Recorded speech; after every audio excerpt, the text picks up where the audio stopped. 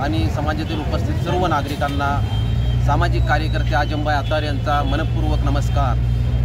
मित्रहो, मोठ्या आनंदानं आपल्याला सर्वांना सांगावंसं वाटतं की सातत्यानं आपण समाजातल्या विविध प्रश्नावर रोकटोक मराठी न्यूज चॅनल यांच्या वतीनं आपण त्यांच्या माध्यमातून पाठपुरावा करत समाजातल्या समस्यात्मक सगळ्या प्रश्नांना आपण न्याय देत आलेलो आहोत।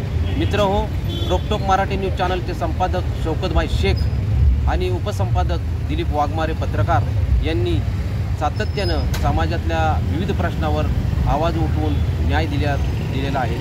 आज आपण पाहता आपल्याला या येणाऱ्या 6-7 जुलै रोजी कैवल्य साम्राज्य संतश्रेष्ठ श्री ज्ञानेश्वर माऊली महाराजांचा पालखी सोहळा मोठ्या दिमागात आणि थाटामाटाने लोणंद शहरामध्ये पार पडत असतो आणि त्या माध्यमातून आपल्याला येणाऱ्या 6-7 जुलै रोजी लोणंदमधील एसटी बस स्थानकामध्ये सातत्यानं रोकटोक मराठी न्यूज चॅनलच्या माध्यमातून पाठपुरावा करून तिथं न्याय देण्याचा प्रयत्न केलेला असताना डांबरीकरणाचा असेल, पाण्याचा उन्हाळ्यातील प्रश्न असेल, अनेक पंख्यांचा प्रश्न असेल, विविध प्रश्नावर आपण सातत्यानं आवाज उठवून बसस्थानकामध्ये चांगल्या पद्धतीच्या मूलभूत गरजांसाठी आवाज नेहमीच उठवलेला आहे आणि त्या पद्धतीने न्याय मागितलेला आहे। तसं पाहता सुलभ शौचालयाचं कामसुद्धा चांगल्या पद्धतीनं मार्गी लागलेलं आहे आणि अत्यंत चांगल्या पद्धतीनं येणाऱ्या सर्व प्रवाशांची, भाविक भक्तांची सोय या ठिकाणी लोणंदमध्ये होणार आहे।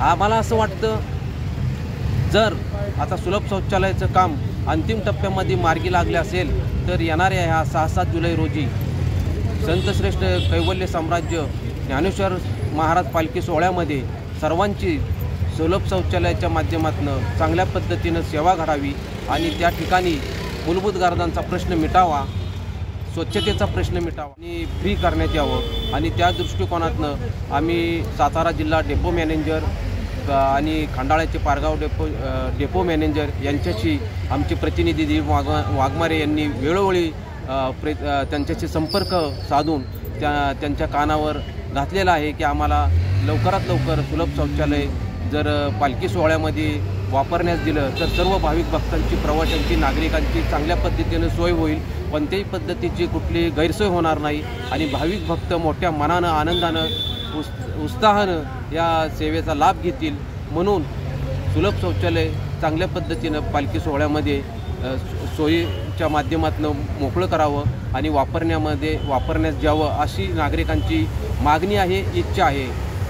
या ठिकाणी सुलभ शौचालयाचा प्रश्न मार्गी लागल्यानंतर लोणंद शहरामध्ये एक चांगलं वातावरण आणि एक प्रकारे चांगल्या सगळ्यांची सोय होईल आणि त्या सुलभ शौचालयाचा एक कुठल्याही प्रवाशांना अडचण निर्माण होणार नाही, हा तो प्रश्न चांगल्या पद्धतीनं मार्गी लागेल।